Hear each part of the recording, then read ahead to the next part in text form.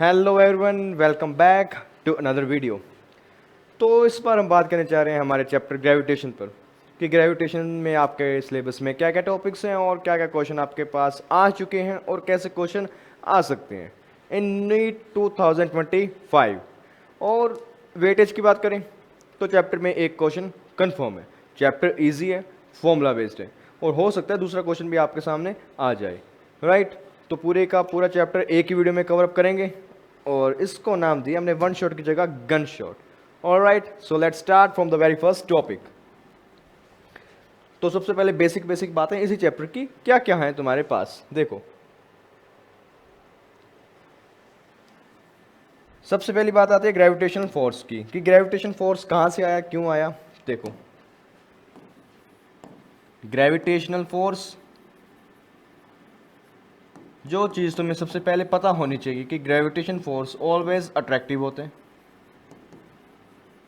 और वो कब लगता है कि आपके पास दो बॉडीज़ हैं जिनका मास m1, एक का मास m2, उनके बीच में कुछ भी डिस्टेंस हो कैपिटल R, तो उनके बीच में लगने वाला gravitational force is equals to G m1 m2 divide by R square, where G is universal gravitational coefficient या कांस्टेंट बोल सकते हो। और इसकी वैल्यू तुम्हारे पास 6.67 into 10⁻⁻11 newton metre square K G minus 2। All right, formula F equal to G m1 m2 by R square, दो masses के बीच में लगने वाला ग्रेविटेशनल फोर्स। और एक बात ध्यान रखना हमेशा कि it is independent of medium, it is independent of medium. Medium का यहाँ कोई रोल नहीं होता, जितना अर्थ पर है उतना ही फोर्स मार्स पर लगेगा, उतना ही फोर्स मून पर लगेगा, फोर्स सेम रहेगा। ऑल राइट, तो ये था ग्रेविटेशन फोर्स का कॉन्सेप्ट और हमेशा हमेशा अट्रैक्टिव नेचर का होता है। इतना ही बहुत है हमारे लिए, ज़्यादा डिटेल की तो बात हमें करनी नहीं। साथ ही अब बात करते हैं एक्सेलरेशन ड्यू टू ग्रेविटी की। एक्सेलरेशन ड्यू टू ग्रेविटी, जब कोई भी बॉडी अर्थ से ऊपर जाए तो उस पर एक एक्सेलरेशन अप्लाई होते हैं, या अर्थ से फ्री फॉल करे तो एक्सेलरेशन अप्लाई होते हैं। वो एक्सेलरेशन क्या होता है, देखो, उस एक्सेलरेशन का फॉर्मूला तुम्हारे पास होता है small G is equals to G M by R square. एक इसका फॉर्मूला और होता है तुम्हारे पास 4/3 rho pi capital G multiplied by R. देखो फॉर्मूला क्या कहते हैं, this is acceleration due to gravity जिसकी वैल्यू तुम्हारे पास है 9.8 मीटर पर second square. This is universal gravitation constant, this is mass of planet, और ये अर्थ की बात हो रही है यहाँ, this is radius of planet, और this is density and this is radius. तो ये दो फॉर्मूलाज है तुम्हारे पास acceleration due to gravity find out करने के। G equals to capital G m by R square, G equals to 4/3 pi rho G R. Right, दोनों formulas कभी भी यूज हो सकते हैं, डिपेंड करता है क्वेश्चन आपसे क्या पूछना चाहता है। ये एक्सेलरेशन ड्यू टू ग्रेविटी है, और एक्सेलरेशन ड्यू टू ग्रेविटी अगर साफ साफ देखो तो वो डेंसिटी पर भी डिपेंड करता है, रेडियस पर भी डिपेंड करता है, वो मास पर भी डिपेंड करता है और रेडियस पर यहाँ भी डिपेंड करता है। अगर किसी प्लेनेट का तुम मास चेंज करोगे, रेडियस चेंज करोगे, तो वहाँ जो एक्सेलरेशन ड्यू टू ग्रेविटी है वो भी वरी करेगा। तो इसको देखते हुए ना हमारे सिलेबस में वेरिएशंस हैं एक्सेलरेशन ड्यू टू ग्रेविटी की, बट जिन पर जो मेन क्वेश्चन आते हैं वो होता है हाइट का और डेप्थ का। कि सपोज करिए ये आपका अर्थ जिसका रेडियस r, आप इस अर्थ के रेडियस से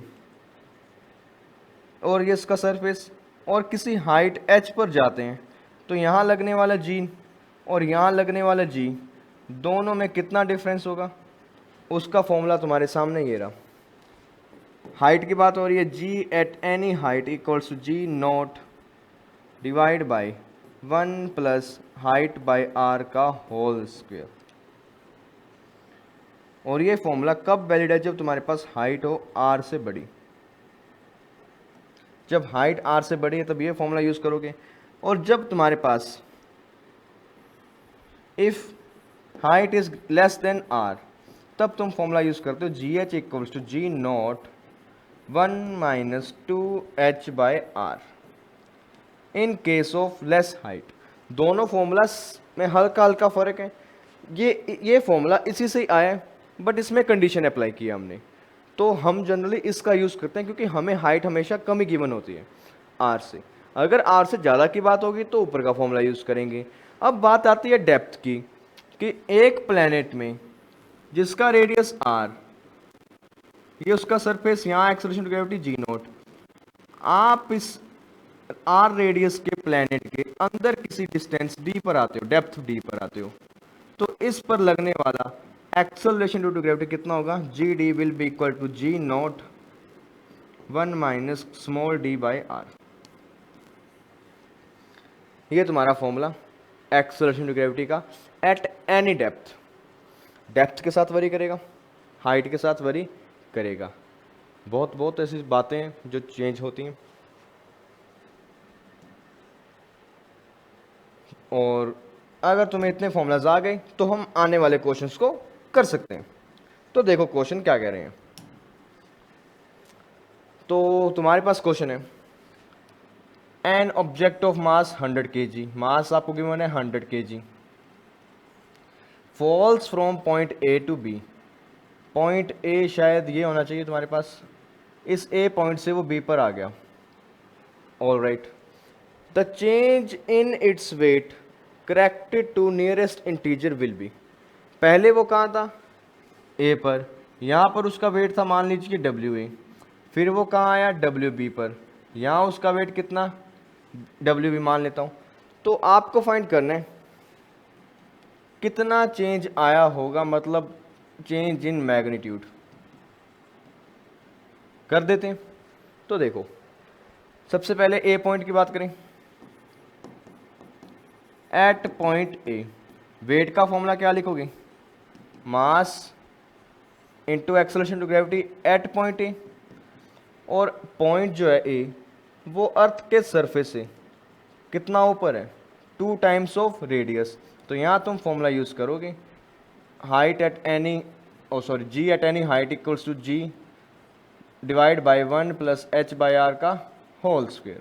तो यहाँ मैं लिखूँगा जी नॉट यानी अर्थ के सरफेस पे जो जी है उसकी वैल्यू 10 है, डिवाइड बाई 1 प्लस हाइट आपको कितना गिवन है 2 R E divide by R E का होल स्क्वेयर। और तुम्हारे पास वेट की वैल्यू कितनी निकल कर आई, weight at A will be equal to M G naught, R E cancel 1 plus 3 का होल स्क्वायर करोगे 9, ये आया वेट एट ए। अब similarly weight at B find करते हैं। वेट एट बी के लिए हमें क्या चाहिए, मास और जी एट बी। मास तुम्हारे पास है और यहाँ से यहाँ तक की हाइट को क्या लिखोगे 2 आर ई कंप्लीट थी, ये आर ई बाई 2, तो यहाँ से यहाँ तक की हाइट को लिख सकते हो 3 आर ई बाई 2। तो 3 आर ई बाई 2 लिखोगे तो यहाँ लिख दो G naught divided by 1 plus 3 R E by 2, और यहाँ भी आर ई उसका होल स्क्वायर, आर ई से are E cancel, 3 plus 3 by 2, 2 ऊपर जाएगा 5 और 4, और ये तुम्हारे पास आएगा एम जी नोट 25 और यहाँ 4। अब दोनों की वैल्यूज फाइंड करो और बता सकते हो। एक अप्रोच तुम्हारे पास ये है, एक अप्रोच हम पोटेंशियल एनर्जी का सीन भी बिठा सकते हैं, यहाँ वहाँ से भी वेट वगैरह दे सकते हैं, वर्क डन का सीन बिठा सकते हैं, बट ये थोड़ा सा ज़्यादा इजी लग रहा है। तो आंसर देखो क्या आएगा, सभी वैल्यूज को पुट करता हूँ मैं। मास आपके पास 100 kg, जी की वैल्यू 10, 4 डिवाइड बाई 25, 25 से 4 गया, 4 इंटू 4 16, और ये तुम्हारा है 160, और आएगा आंसर न्यूटन में। और यहाँ की बात करूँ, वेट एट ए कितना आएगा 100 kg into 10 divide by 9, 1000 by 9। अब दोनों को सब्ट्रैक्ट कर दो, सब्ट्रैक्ट करोगे तुम्हारा आंसर क्या आएगा, यहाँ वैल्यूज़ को पुट करो, mod of 1000 by 9 minus 160 it will be equal to 1000 minus 160 को 9 से मल्टीप्लाई करोगे 1600 में से 160 जाएगा 1440 डिवाइड बाय 9, तुम्हारा आंसर आया 440 बाय 9 और ये ऑलमोस्ट ऑलमोस्ट तुम्हारा कैंसिल होगा 440 बाय 9 लगभग लगभग 49 के आसपास। तो ये तुम्हारा आंसर होना चाहिए। अगर मैं एक बार वेरीफाई करूं तो देख लो,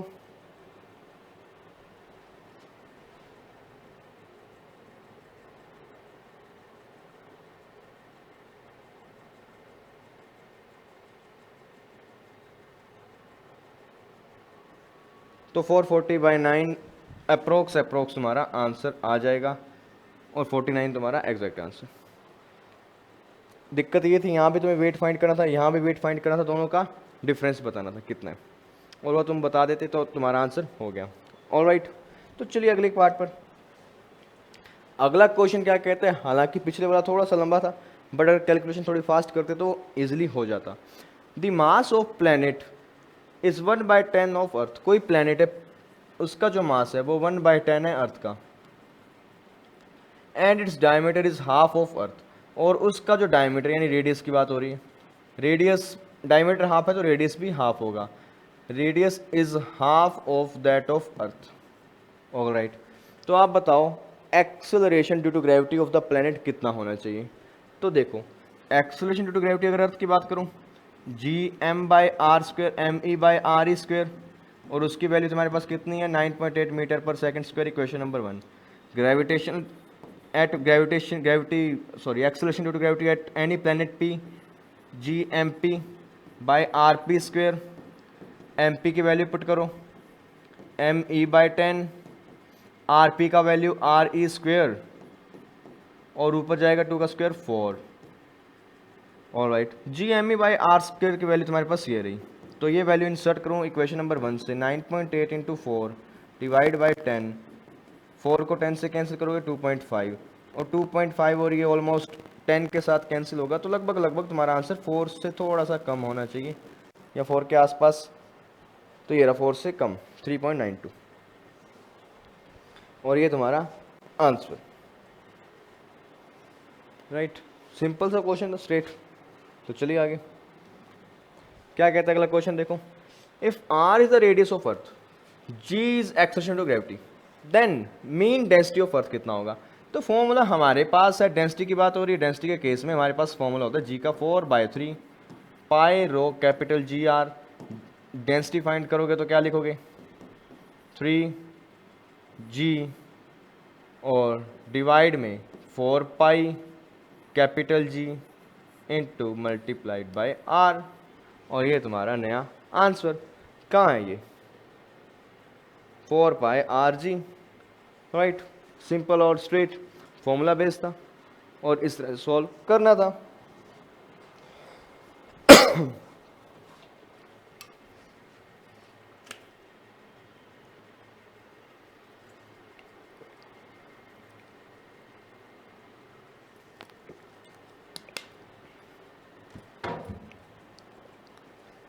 देखो, a body weight 70 newton on earth surface, एक बॉडी है उसका वेट है 70 newton on earth surface. What is gravitational force on it at a height equal to radius of earth. जब वही बॉडी अर्थ के सरफेस से, जिसका रेडियस आर रेडियस के बराबर किसी हाइट पर जाए, तो उस टाइम आपको बताना है उसका वेट क्या होगा। तो बता सकते हैं, वेट क्या मतलब ग्रेविटेशन फोर्स की बात हो रही है। Weight is equals to gravitational force. ये भी आप कर सकते हो, या फिर आप यूं भी कर सकते हो, आपके पास सरफेस का वेट है, आप यहां वेट फाइंड करो, दोनों को कंपेयर कर दो। अगर मैं इस ए पॉइंट पर वेट फाइंड करूं, weight at A will be equal to M G at A. Right, M G at A को मैं क्या लिखूंगा, acceleration to gravity at earth divided by 1 plus height कितना आपके पास r डिवाइड बाय r और इनका होल स्क्वायर। यही कह रहे हैं आपको। At a height half of the radius, half है तो यहाँ r/2 करिए, और यहाँ भी, यहाँ तो फिर फॉर्मूला चेंज होगा तुम्हारा। यहाँ तुम्हारा फॉर्मूला कौन सा लगेगा, 1 माइनस 2h/r, क्योंकि आपके पास हाइट इस बार r से कम है। तो फॉर्मूला अप्लाई करो, 1 माइनस 2h/r, ये अप्लाई करोगे, h की वैल्यू तुम्हारे पास कितनी है, r/2, 2 डिवाइड बाई r/2, तो ये तो तुम्हारा 0 आ रहा है। तो इसकी जगह फिर फॉर्मूला तुम कौन सा यूज़ करोगे, ऊपर वाला। r/2 में ये फॉर्मूला नहीं यूज़ कर सकते, तो इसलिए इस फॉर्मूला को स्किप करो, ज़्यादा हाइट वाला फॉर्मूला यूज़ करेंगे, mg 1 प्लस h/r यानी r/2/r का whole square, r cancel, 1 plus 1/2 will be equal to 3/2, और mg0 3 स्क्वायर बाय 2 स्क्वायर, और mg की वैल्यू तुम्हारे पास 70 है, 70 इंटू 4 डिवाइड बाई 9, और ये तुम्हारा कटेगा 9 8 जा 8 4 जा 32 विल बी योर आंसर। क्या ऑप्शन में है, ये option number 32 Newton. Weight find करना था किसी हाइट पर। हाँ, एक बात और, कि जब कभी आपके पास हाइट r/2 गिवन हो, उस टाइम तुम्हारा ये फॉर्मूला काम नहीं करता, क्योंकि यहाँ तुम हाइट को r/2 पुट करते हो तो 1 माइनस 1 0 हो जाता है। तो इसकी जगह हम ये फॉर्मूला लगाते हैं जस्ट r/2 के केस में। r/4 3r/4 पे आप लगा सकते हो। अगला question, if the mass of sun were 10 times smaller and the universal gravitational constant were 10 times larger in magnitude, which of the following is not correct? अगर वो कह रहे हैं मास ऑफ सन वो पहले वाले मास का 10वां हिस्सा, और आपका जो g है वो 10 टाइम्स ऑफ g हो गया, इस केस में आप ये बताइए कि which of the following is not correct. Rain drops will fall faster, walking on ground will become difficult, time period of simple pendulum g on earth will not change. तो देख लेते हैं, तो बात करो। मेन बात तो हो रही है तुम्हारे जी पर, स्मॉल जी वाले पर, right. Small g equal to GM/r square. अगर मैं सन की बात करूं, जी एट सन, यहाँ अर्थ की बातें हो रही हैं, यहाँ ये अर्थ की बातें हो रही हैं, तो जी एट अर्थ आप कितना लिखते हो, GME/r स्क्वायर। अब मास ऑफ अर्थ तो सेम ही है ना, इसने तो सन का मास चेंज किया, तो मास ऑफ अर्थ सेम। क्या रेडियस ऑफ अर्थ पर कोई कमेंट हुआ है, नहीं हुआ, बट जी पर कमेंट हुआ है, तो जी तुम्हारा 10 टाइम्स बढ़ जाएगा, 10 टाइम्स बढ़ जाएगा। इट मीन्स पहले इस पार्ट की वैल्यू तुम्हारे पास कितनी आ रही थी, 9.8, अब 9.8 इंटू 10 हो जाएगा, तो तुम्हारी वैल्यू कितनी आएगी, 98 metre per second square. It means acceleration 10 times बढ़ गया। किसी बॉडी का एक्सेलरेशन बढ़ेगा, यानी किसी अब अर्थ का एक्सेलरेशन बढ़ रहा है, तो उसके ऊपर गिरने वाली रेन ड्रॉप्स की जो वेलोसिटी थी वो बहुत जल्दी बढ़ेगी, तो मतलब रेन ड्रॉप्स की वेलोसिटी बढ़ेगी तो उनके गिरने का टाइम भी बढ़ेगा। तो ये बात बिल्कुल सही है कि विच नॉट करेक्ट की बात हो रही है, तो ये तो सही है, तो ये तुम्हारा ऑप्शन नहीं होगा, ठीक है, ये स्टेटमेंट करेक्ट है। Walking on ground will become difficult, difficult होगा क्योंकि वेट बढ़ेगा, तो उसके लिए जो फोर्स एफर्ट्स लगाने पड़ेंगे वो ज़्यादा लगाने पड़ेंगे। Time period of simple pendulum on earth would decrease. अगर टाइम पीरियड सिंपल पेंडुलम की बात करूं तो वो कितना होता है, 2π√L/g। अगर तुम्हारा g बढ़ रहा है, जो ऑब्वियस बात है, तो टाइम पीरियड क्या होना चाहिए, कम। तो ये क्या कह रहे हैं, सिंपल पेंडुलम डिक्रीज, बिल्कुल ये भी सही बात है, ये भी सही बात है। G on earth will not change, change हुआ है, चेंज कितना हुआ है, 10 टाइम्स बढ़ गया, वो 10 गुना बढ़ गया। It means this is not correct option, ये सब के सब ऑप्शन करेक्ट थे। तो थ्योरेटिकल क्वेश्चन था बट अच्छा कॉन्सेप्ट था। यहाँ उसने मास रेडियस के साथ छेड़छाड़ नहीं की, उसने छेड़छाड़ किसके साथ करी, कैपिटल जी के साथ। बिल्कुल। तो अगले पार्ट पर आओ। The acceleration due to gravity at a height 1 kilometre above the earth is same as depth d below the surface, then d will be equal to what. तो देखो वो कहते हैं कि किसी हाइट पर आपका एक्सेलरेशन, हाइट आपकी गिवन है 1 किलोमीटर, वहाँ जो एक्सेलरेशन है वो किसी डेप्थ के एक्सेलरेशन के बराबर है। डेप्थ की वैल्यू आपको फाइंड करनी है, राइट। तो देख लेते हैं, फॉर्मूला लगाओ। 1 किलोमीटर हाइट है तो बहुत कम है, तो फॉर्मूला कौन सा लगाओगे, जी नोट 1 माइनस 2h/r। और यहाँ फॉर्मूला क्या लगाओगे डेप्थ का, जी नोट 1 माइनस t/r। दोनों सेम है, कंपेयर कर दिया, जी नोट से जी नोट कैंसिल, 1 से 1 कैंसिल, माइनस से minus cancel, 2h/r will be equal to d/r, r cancel, h का वैल्यू आपको कितना गिवन है 1 kilometre, 2 into 1 kilometre will be equal to 2, t की वैल्यू कितनी है आपके पास 2 kilometres, and that will be your answer. Compare करना था एक्सेलरेशंस को, डेप्थ पर भी और हाइट पर भी। हाइट की गिवन वैल्यू थी 1 किलोमीटर, तो मैंने लास्ट में पुट कर दी और आंसर को निकाल दिया। ऑलराइट, अगला क्वेश्चन देखो। तो क्वेश्चन छोड़ो, क्वेश्चन हो गए बहुत, अब बात करते हैं कुछ और टॉपिक्स पर आने वाले। टॉपिक क्या है, gravitation field intensity, gravitation potential, और उनके बीच में कुछ रिलेशन भी होते हैं। देखो ग्रेविटेशनल फील्ड इंटेंसिटी का फॉर्मूला तुम्हारे पास सिंपल और साफ होता है। It is given as I is equals to G M by R square, यानी कोई भी एक मास है आपके पास, उस मास से किसी भी डिस्टेंस p, जिसका डिस्टेंस r हो, यानी किसी पॉइंट p, तो वहां आप इंटेंसिटी को लिखते हो G M by R square. m mass of जिसका एक्सेलरेशन, जिसका ग्रेविटेशन फील्ड होगा, r कितना दूर पॉइंट है, ओके। और अगर ग्रेविटेशनल पोटेंशियल की बात हो तो उसका फॉर्मूला होता है minus G M by R. किसी भी पॉइंट पर ग्रेविटेशनल पोटेंशियल बताना है minus G M by R. अगर वैसे तो इसमें और भी टॉपिक्स बहुत हैं। ग्रेविटेशन फील्ड इंटेंसिटी अगर तुम फाइंड करो तो होलो स्फेयर और सॉलिड स्फेयर भी आता है, उसके बाद में पोटेंशियल में भी होलो स्फेयर सॉलिड स्फेयर भी आता है, उनके कई सारे फॉर्मूलाज हैं।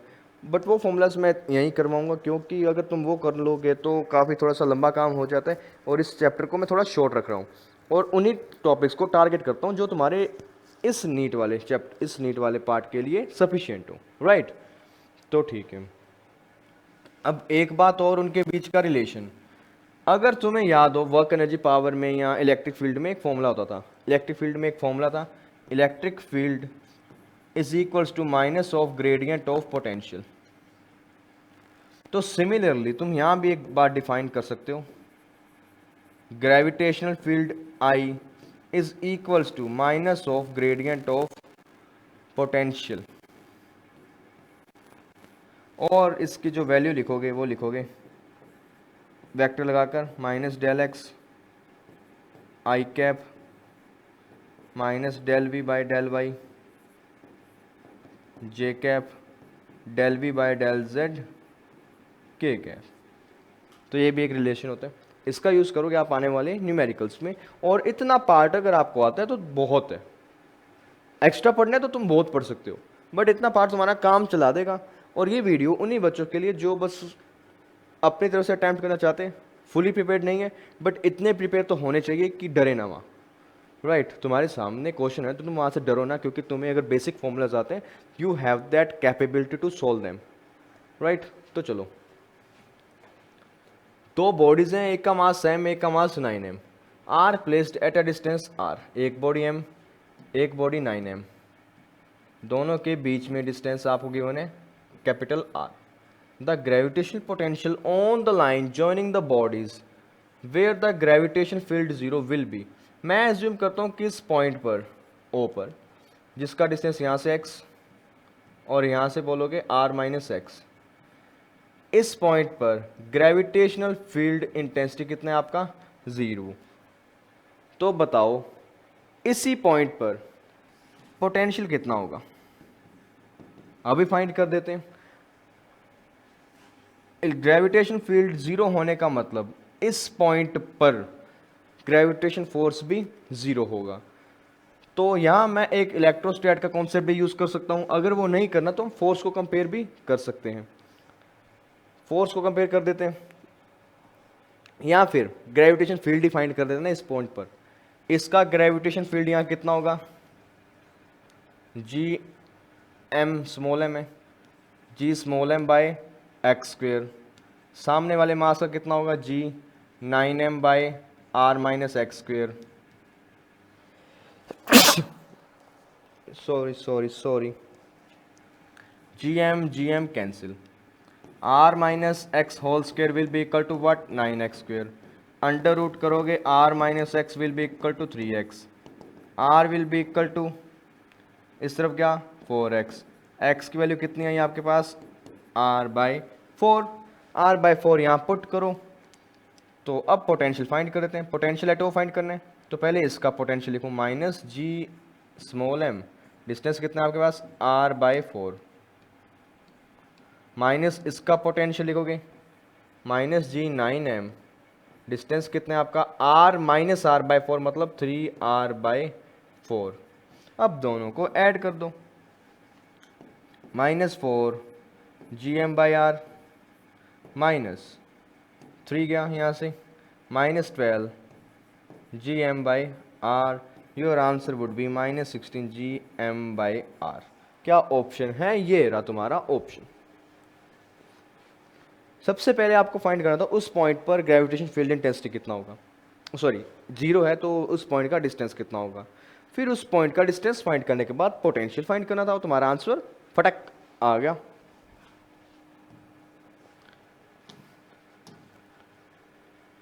अगले पार्ट की बात करते हैं। A gravitational field is present in a region, a mass is shifted from A to B.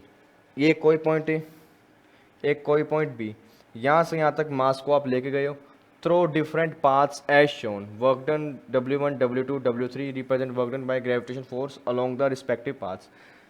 इस पाथ के अलोंग वर्क डन जो हुआ उसको लिखा उसने W1, इस पाथ के अलोंग वर्क डन हुआ उसको लिखा W2, इस पाथ के अलोंग वर्क डन हुआ उसको लिखा W3। तो बताओ उनमें रिलेशन क्या है। तो ये क्वेश्चन वर्क एनर्जी पावर का भी है, इस पर्टिकुलर चैप्टर का भी है।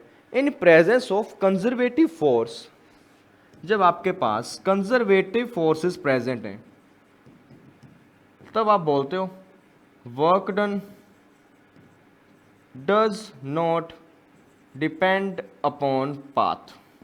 Does not depend upon path मतलब पाथ पर डिपेंड नहीं करता।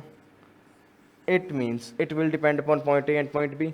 तो तुम्हारा वर्क डन यहाँ भी सेम, यहाँ भी सेम, यहाँ भी सेम, तीनों सेम आने चाहिए। Option number B your answer. बस ये तुम्हारा आंसर था, साफ और स्ट्रेट। अगले पार्ट पर बात करते हैं। If gravitational field in a gravitation field potential is given as v equals to minus k by x. X आपका पॉइंट होगा। The gravitational field intensity at a point this. तो फील्ड इंटेंसिटी बताना है तो उसका फॉर्मूला मैंने तुम्हें बताया था ना, minus of del v minus del by del x of minus k by x. कर दो माइनस बाहर और माइनस माइनस प्लस हो गया। के 1 अपॉन एक्स का डिफ्रेंशिएशन करो, क्या आएगा माइनस 1 अपॉन एक्स स्क्वेयर। तो तुम्हारा आंसर आएगा minus 1 by minus k by x square. ठीक है, minus k by x square. अब minus k by x square है बट मुझे फाइंड करना है आई एट 203। तो x की जगह यहाँ 2 पुट कर दो, माइनस 2 स्क्वेयर तो 4। ये तुम्हारा आंसर डी ऑप्शन। फॉर्मूला तो मैं लिखवाया था, पोटेंशियल से फील्ड इंटेंसिटी तक जाने का रास्ता, ये तुम्हारा formula. Same formula electric field में भी आता है। एक्चुअली इलेक्ट्रिक फील्ड वाला चैप्टर और ग्रेविटेशन दोनों एक दूसरे के कॉपी हैं। जो बातें वहाँ भी आप करते हो वहाँ सेम टू सेम यहाँ भी देखते हो। सभी टॉपिक्स एक दूसरे से रिलेटेड हैं। हालांकि बातें वहाँ चार्जेस के साथ हैं या मासेस के साथ हैं, बट फॉर्मूलाज की जो फॉर्मेशन है वो काफ़ी हद तक सिमिलर है। ओके, अब देखें अगला क्वेश्चन। अब बॉडी है जिसका mass 60 gram, experiences a gravitational force 3 newton, उस पर फोर्स लगा है 3 न्यूटन, और उस बॉडी का जो मास है वो आपको कितना गिवन है 60 ग्राम। When placed at a particular point, the magnitude of gravitational field intensity at that point. तो ग्रेविटेशनल फील्ड इंटेंसिटी का फॉर्मूला तुम्हारे पास कितना था, G capital M by R square, right, जिस मास के कारण ग्रेविटेशनल फील्ड लग रहा है, ठीक है। तुम्हें यहाँ क्या गिवन है एफ, उसका formula G M small m divide by R square, ठीक है। फोर्स की वैल्यू तुम्हारे पास कितना गिवन है, क्या मैं इस टर्म को आई लिख दूं यहां से कंपेयर करने के बाद, तो लिख दो F equals to gravitation field intensity साथ में मास।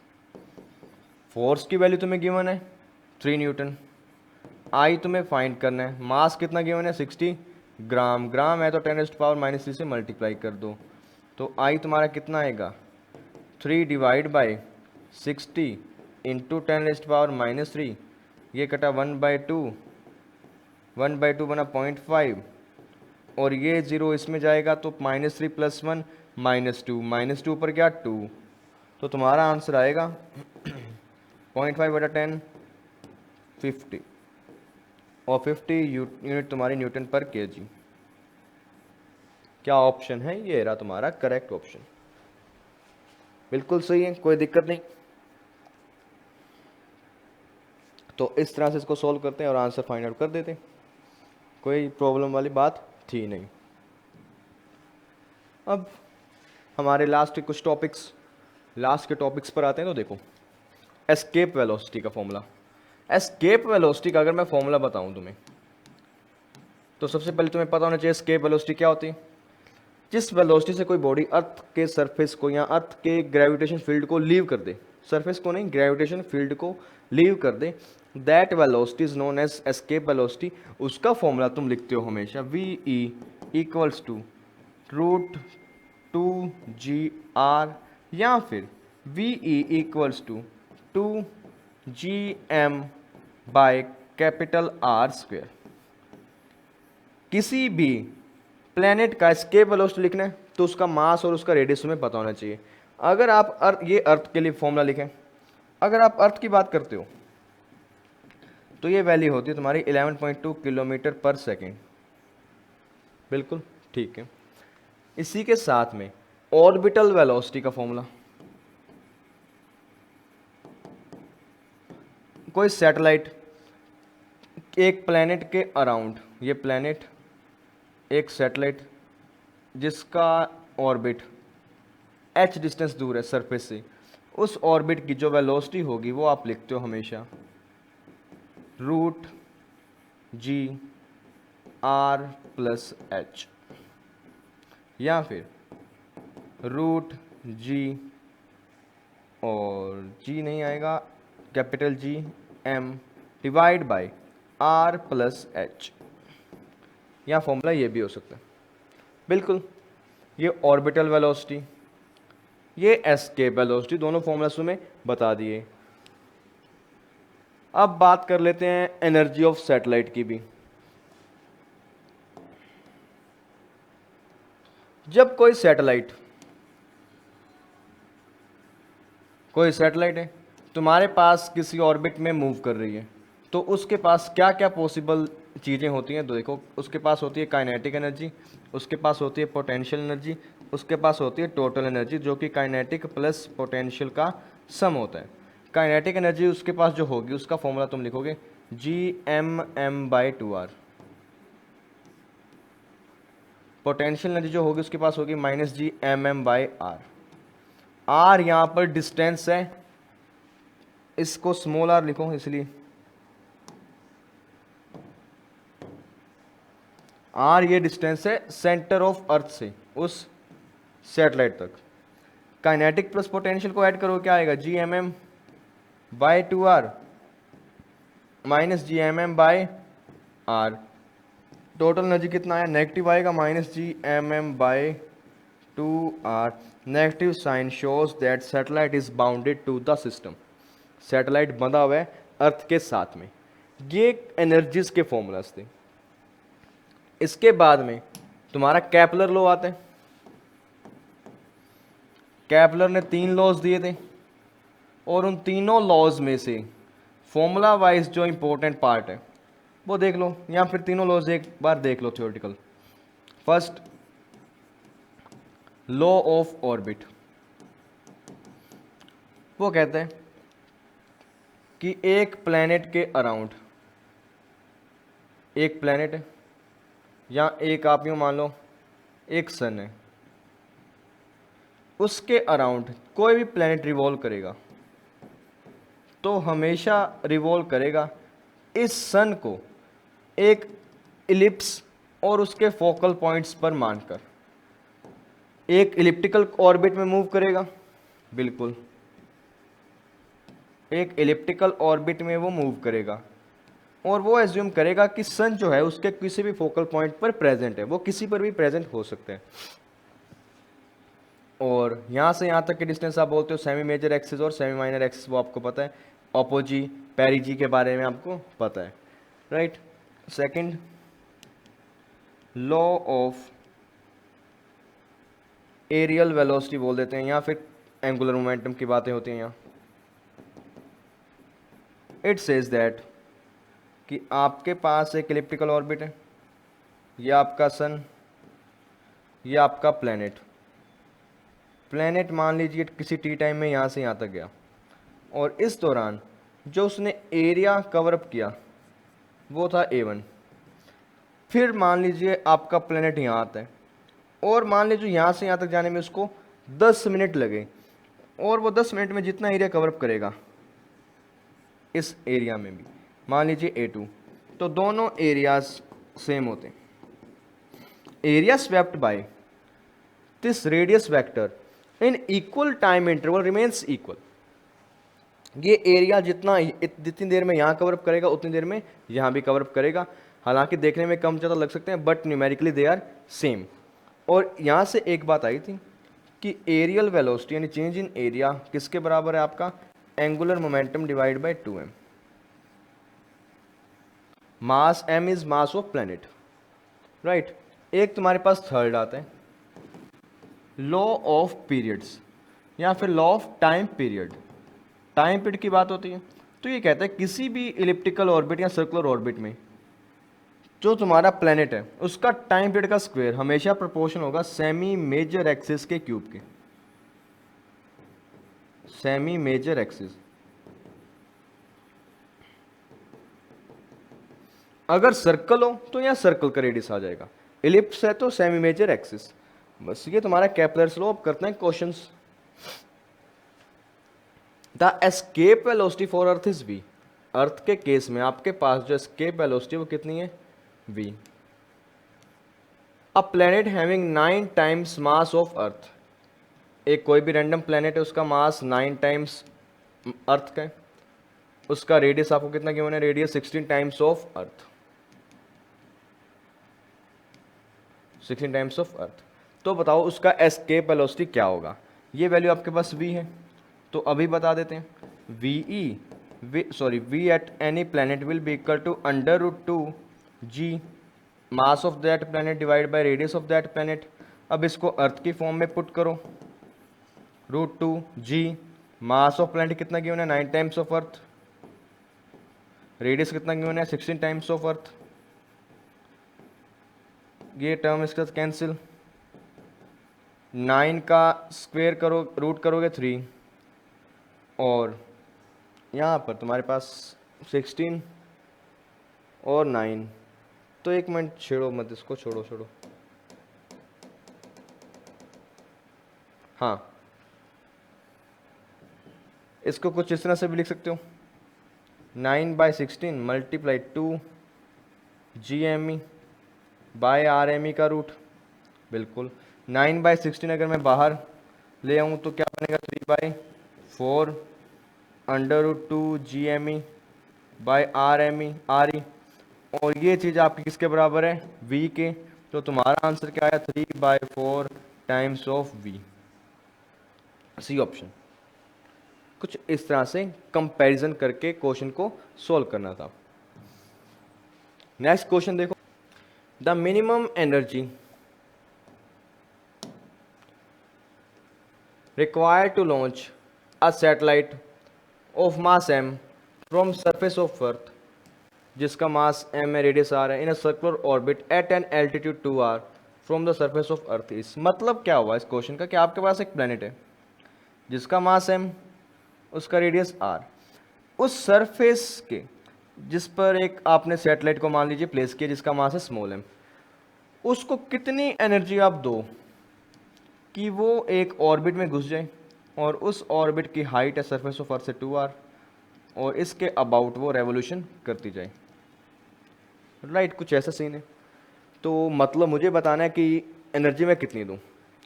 तो मुझे इतना पता है, in presence of conservative force initial energy will be equal to final energy. Initial energy की अगर मैं बात करूं, काइनेटिक एनर्जी होगी जो तुम दोगे इस मास को, साथ में इसके पास कुछ पोटेंशियल एनर्जी भी तो होगी, G M M by R will be equal to, जब यही मास यहाँ जाएगा तो यहाँ भी इसके पास कुछ काइनेटिक एनर्जी होगी, हाफ एम बी स्क्वायर लिख देते हैं एक बार के लिए इसको एज इट इज़ नाम दे देते हैं, वैल्यूज इनकी बाद में पुट करेंगे।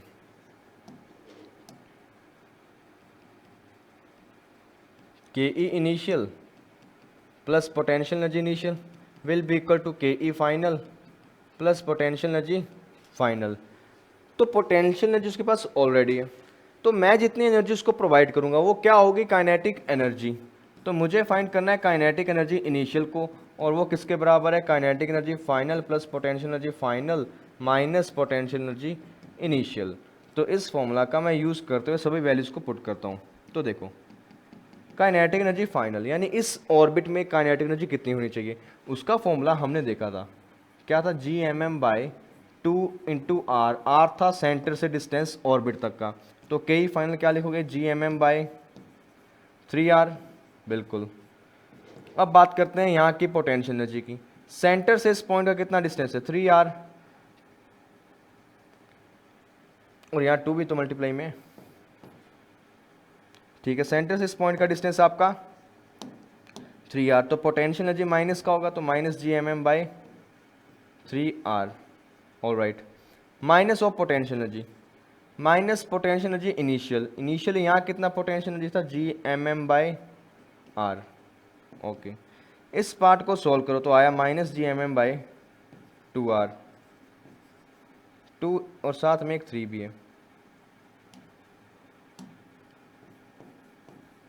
साथ में minus G M M by R, LCM लो, minus G M M by R एक बार कॉमन, 1/6 प्लस 1, तो तुम्हारा आंसर आएगा 7/6। क्या ये कहीं ऑप्शन में है, नहीं है।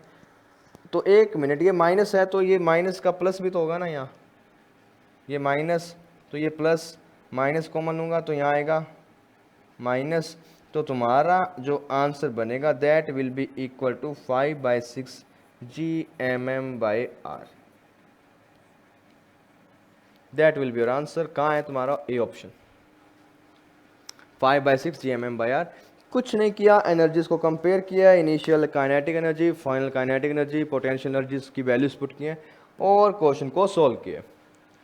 नेक्स्ट क्वेश्चन क्या कहता है, देखो, escape velocity of a body on earth surface is 11.2। ठीक है, इतना हमें पता है कि अर्थ सरफेस पर एस्केप वेलोसिटी कितनी है, 11.2 किलोमीटर पर second. If the same body is projected upward with velocity 22.4 kilometre, कर देते हैं, the velocity of this body at infinite distance from the centre of earth will B, कितना होना चाहिए, देख लेते हैं। तो मुझे इतना पता है, एक एक प्लैनेट जिसका रेडियस r, मास m, इस पर मिनिमम जो आपको वेलोसिटी चाहिए वो कितनी चाहिए, 11.2 किलोमीटर पर सेकंड, ताकि आपका जो ऑब्जेक्ट है यहाँ से जाएगा किसी दूर के किसी पॉइंट पर, इनफाइनाइट डिस्टेंस दूर, राइट, हो सकते हैं। अब वो पूछते हैं कि ये बताओ अगर मैं इसको इतनी वेलोसिटी दूं तो इनफाइनाइट डिस्टेंस दूर इसके पास कितनी वेलोसिटी होनी चाहिए। तो एनर्जी को कंजर्व करवा, एनर्जी कंजर्वेशन लगाओ, इनिशियल एनर्जी और फाइनल एनर्जी।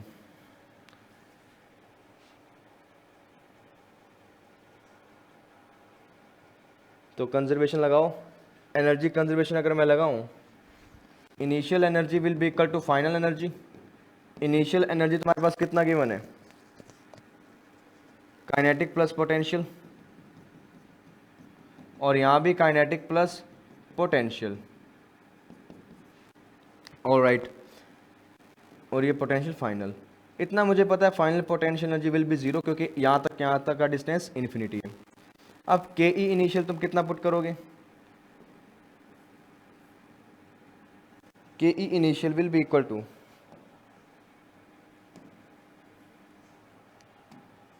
1/2 हाफ एम, और तुमने इतनी वेलोसिटी उसको दी है 22.4 का square, plus minus of G M M by R equals to K E final कर देते हैं।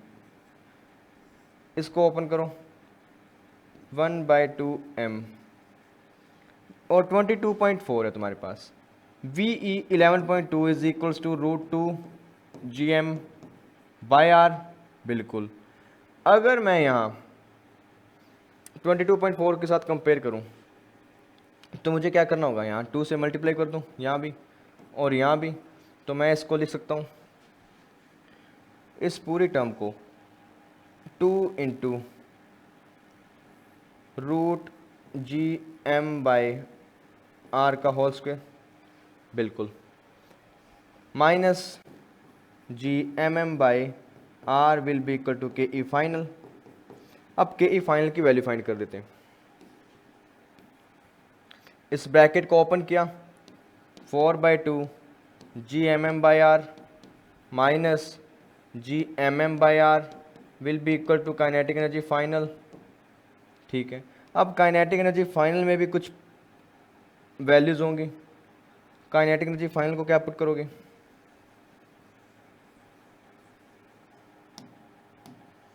One by two M V final का square, M M M cancel, सभी टर्म्स को कैंसिल करते जाओ जो जो हो रही हैं।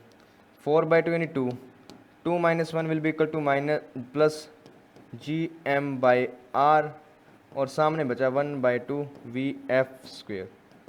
2 इस तरफ आएगा 2 GM/r, अंडर रूट आएगा VF, तो अंडर रूट 2 GM/r की वैल्यू कितनी थी, 11.2 पर सेकंड। तो ये तुम्हारा आंसर वापस आएगा 11.2 किलोमीटर पर सेकंड। हालांकि क्वेश्चन थोड़ा सा लंबा था, बट इसको डायरेक्ट भी कर सकते थे। डायरेक्ट करने के तरीके ये थे, kinetic plus potential will be equal to kinetic final plus potential final.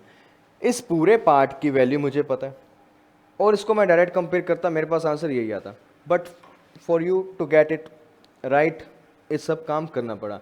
But I would like to suggest you, exam में ऐसा काम अवॉइड करें। थोड़ी सी कैलकुलेशन बढ़ सकती है, ट्राई करें, थोड़ा सा दिमाग यूज़ करें वहाँ, और थोड़ा सा जिंदा रहें। वो आप तब यूज़ करेंगे जब आपने प्रैक्टिस अच्छी तरह से की होगी इन चीज़ों की। अगर आप अच्छी तरह से प्रैक्टिस करते हो तो आपको इन सभी का वैल्यूज थियोरेटिकली याद होगा, आप डायरेक्टली पुट करोगे और 2 लाइन में इसका आंसर दे दोगे, राइट। तो चलो आगे। The escape velocity from earth is v। अर्थ से एस्केप वेलोसिटी तुम्हारी कितनी है, v, बिल्कुल। The escape velocity from the surface of another planet, जिसका रेडियस 4 टाइम है अर्थ का, उसका रेडियस प्लैनेट का 4 टाइम्स है अर्थ का, ठीक है, और उसका मास डेंसिटी सेम है। रो ऑफ अर्थ और उस प्लैनेट का मास भी सेम है। तो यहाँ कुछ मास डेंसिटी सेम है, तो इट मीन्स मास को मुझे हटाना होगा यहाँ। तो इसकी जगह मैं फॉर्मूला में थोड़ा सा मॉडिफिकेशन करता हूँ। इसी फॉर्मूला को अगर मैं मॉडिफाई करूँ, 2/r g rho equal to mass upon volume, mass upon volume of earth will be equal to 4/3 pi R cube. तो क्या मैं मास को ऐसे लिख दूँ, रो 4/3 पाई आर क्यूब और ये कटा आर स्क्वायर आया, तो वी ई का फॉर्मूला तुम्हारे पास कितना आता है 8/3 पाई रो जी, और बाहर आएगा आर। बिल्कुल ये फॉर्मूला आ गया। अब ये फॉर्मूला वैलिड है तुम्हारा अर्थ के लिए, और इसकी वैल्यू तुम्हारे पास है पी बी। अगर यही फॉर्मूला प्लेनेट के लिए लिखोगे तो वहाँ क्या होगा, यहाँ रेडियस ऑफ प्लेनेट आएगा और बाकी सब चीज़ें सेम 8/3 पाई रो जी, क्योंकि डेंसिटी तो सेम है प्लेनेट की भी और इसकी भी। अब इन दोनों को कंपेयर करो, आर पी की वैल्यू तुम्हारे पास कितना है, R P is 4 times of earth, R P is 4 times, तो यहाँ मल्टीप्लाई आना था ना, डिवाइड कैसे कर दिया, तो 4 टाइम्स कर दो, 4RE इंटू 8/3 पाई रो जी, और ये वैल्यू तुम्हारे पास V ऑलरेडी है, तो 4 times of V is your answer. तो जाओ इस ऑप्शन के साथ में। मॉडिफिकेशन किया थोड़ा सा, बस मास की टर्म को हटाया क्योंकि मास चेंज हो रहा है, उसने मास में चेंज गिवन नहीं दिया, राइट। अगला क्वेश्चन क्या कहता है देखो जल्दी। एक सैटेलाइट है जिसका mass m is orbiting the earth, earth को ऑर्बिट कर रहे हैं हाइट h पर from its surface. The total energy of satellite in terms of G naught will be, तो जी नोट की टर्म्स में हमें टोटल एनर्जी बतानी है सैटेलाइट की। टोटल एनर्जी ऑफ सैटेलाइट का फॉर्मूला तुम्हें याद है -gmm/2 और r + h, ठीक है। अब आपको बताना है कि यहाँ एनर्जी में कहीं स्मॉल जी आना चाहिए तुम्हारा, बिल्कुल आना चाहिए। तो स्मॉल जी की बात करते हैं, तो इसको अगर मैं थोड़ा सा चेंज करूं, ऑर्बिट आपकी सी डिस्टेंस दूर है, अब जितनी डिस्टेंस दूर ऑर्बिट है तो वहाँ उसका एक्सेलरेशन ड्यू टू ग्रेविटी भी वरी करेगा, तो acceleration due to gravity at any height will be equal to GH equal to G0 divide by 1 + h/r का होल स्क्वायर। बिल्कुल, तो इस फॉर्मूला का मैं यहाँ यूज़ करता हूँ। कैसे करूँगा देखो, GM, यहाँ इसका ना भी करो तो भी काम चल जाएगा। तुम्हें ये भी तो पता है ना G0 equals to GM/R², but मुझे तो G0 ही चाहिए, तो GM M 2 बाहर है। यहाँ से अगर मैं R कॉमन लूँ तो ब्रैकेट में क्या बचा 1 + h/r, ठीक है। अब R से मल्टीप्लाई कर दो, R से डिवाइड कर दो, तुम्हारे पास फॉर्मूला क्या बना 1/2 GM/R² multiply by MR/1 + h/r, तो ये टर्म तुम्हारी क्या बनी G0, और ये साइन माइनस का भी रहेगा यहाँ, इसको मत छोड़ना, -1/2, ये टर्म बना G0 MR, इस R को मैं सिर्फ मल्टीप्लाई करूँ क्या बनेगा R + h, डिवाइड में जो R था ऊपर जाएगा, तो तुम्हारा आंसर ये आना चाहिए, क्या है mg0, ये रहा mg0r² divide by 2r + h, और ये तुम्हारा आंसर। बिल्कुल साफ है, बस इस फॉर्मूला का यूज़ करना था और इसको सॉल्व करना था, बस और कुछ नहीं। Alright, so that is the end of the video. Thank you very much for watching the video till end. I hope आपके सभी कॉन्सेप्ट्स ग्रेविटेशन चैप्टर से क्लियर हो चुके होंगे। कई सारे हमने क्वेश्चंस किए, उन क्वेश्चंस को करने का अप्रोच देखा और सभी फॉर्मूलाज पर बात करी जो नीट 2025 के लिए इंपॉर्टेंट है। तो alright, this is the end of the video. Thank you for watching, keep studying, keep working hard.